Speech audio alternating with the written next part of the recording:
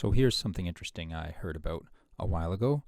That was to take a deck of cards from Magic, Pokemon, any of those sorts, and shuffle them up, draw yourself a hand of 7 cards, and use those as the jumping off point of a story.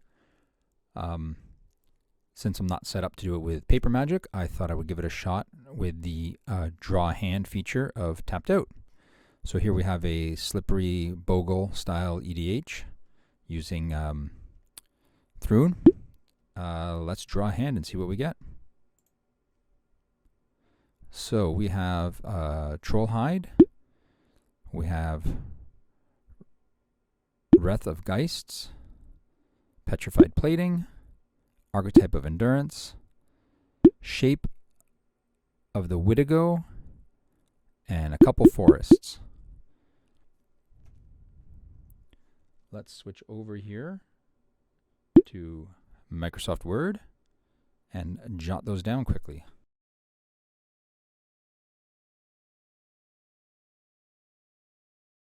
The mist hung heavy under the thick canopy of the forest, occluding the upper reaches of the ancient conifers.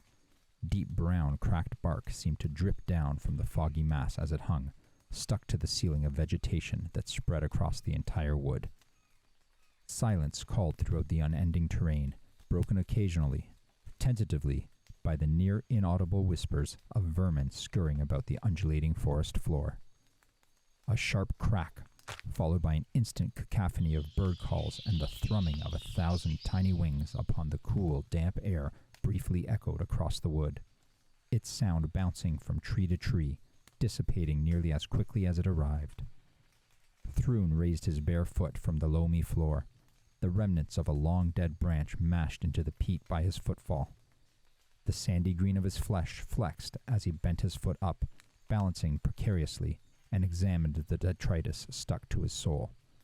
With a short grunt, he wiped his foot on the elbow of a nearby tree root before striking forth again, the crooked cane he carried stabbing at the floor before his body shuffled after. Thrun was the last of the trolls of this wood. As far as he knew, the last of the trolls anywhere.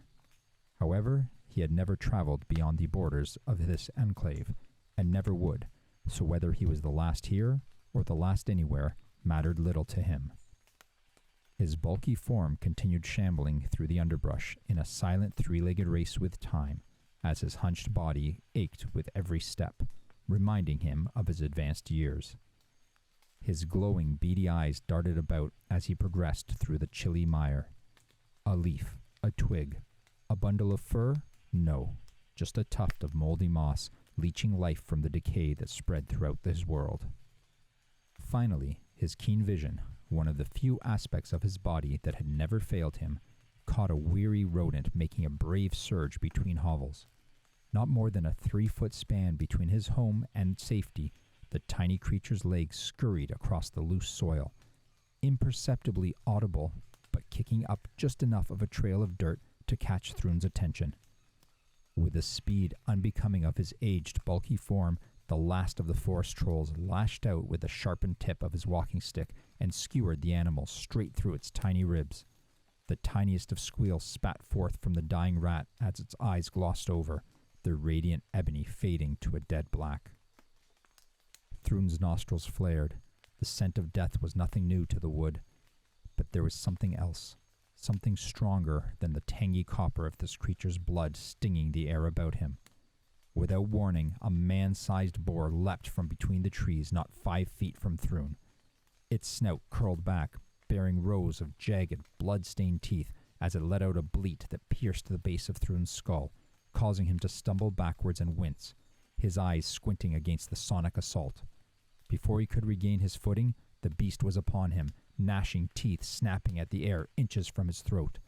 The giant tusks that protruded from either side of the animal's gaping maw smacked at Thrun relentlessly, echoing off his old carved armor, the enchanted wooden plating bruising his flesh with each crack, threatening to splinter and give under the creature's immense weight. Thrun's spine-like cane against the boar's throat was all that kept him from falling to the vile beast, but press as he might, his aged muscles could not find purchase against this animal. The creature had one thought, one purpose, one goal, and that was to eat, to subsist, and Thrun, it appeared, was to be this monster's next meal. Turning his wide-jawed head from side to side, Thrun's mind raced for a way out, for a solution to his predicament, but all he saw about him was the dead earth that appeared to be rising as the boar's tirade pushed him further and further into the soft soil, building him a shallow grave with his own body. And then his eyes caught the tip of his cane, with the tiny rat stuck to it, its limbs and tail flinging about haphazardly as the cane was rocked by the boar's throat. Closing his emerald eyes, he began to tap into the power of the forest around him. He began to call on the nascent energies that flowed through all the living matter of the wood, and a small breeze began to pick up. Leaves and twigs lifted from the forest floor and marched along an undulating path with the wind as it came to Thrun and began to weave about him. The fragments of the forest began to glow, and a mild humming sound came from them as they encircled Thrun in a wreath. As the ring began to close about him, the rodent at the end of his cane began to shrivel, its essence pulling off in a steady stream that joined into the wind. The geist shrieked as it closed about Thrun, and its energy dissipated into him, filling his veins with the strength of the dead about him, and the last troll, older than time itself, pressed his spinal crutch into the boar, lifting it off him. Rising to one knee, Thrun's arms stretched out, pushing the creature further from him, taking control of the conflict and exerting his dominance. The strength of the dead flowed through him as every muscle attuned to his need for survival. The boar's jaw continued snapping, more intermittently now, more like the desperate gasps of a drowning man. As Thrun stood, he could look directly into the boar's eyes and see the rage had melted away and been replaced by fear. The fear of a trapped animal whose life hung in the balance at the whim of another. With a roar from deep within his belly, Thrun threw his arms up, launching the boar into the thicket it had come from. Branches cracked and underbrush rustled as the massive furry animal disappeared into the dark. Thrun stood, panting, his chest heaving while his broad shoulders flexed. His gaze remained ever vigilant on the opening in the wood, on the resting place of his enemy.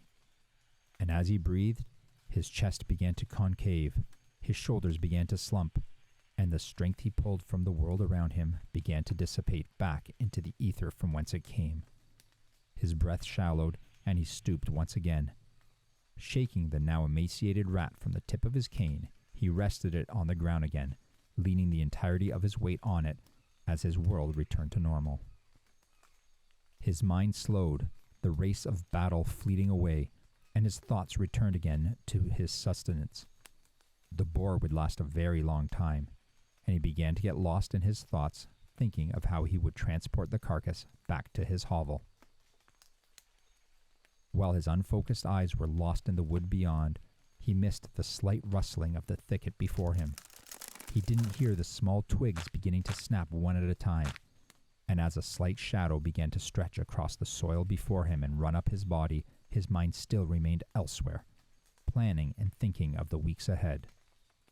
But his thoughts vanished in an instant, and his vision cleared when the horrible screech of a multi-mouthed beast rang throughout the forest, its origin directly before him.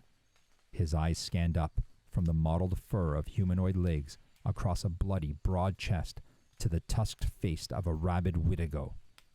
Thrun froze, his body motionless as the deformity before him howled into the misty air, its four-clawed hands stretched wide, the grotesque maws within them echoing the tortured soul's cry.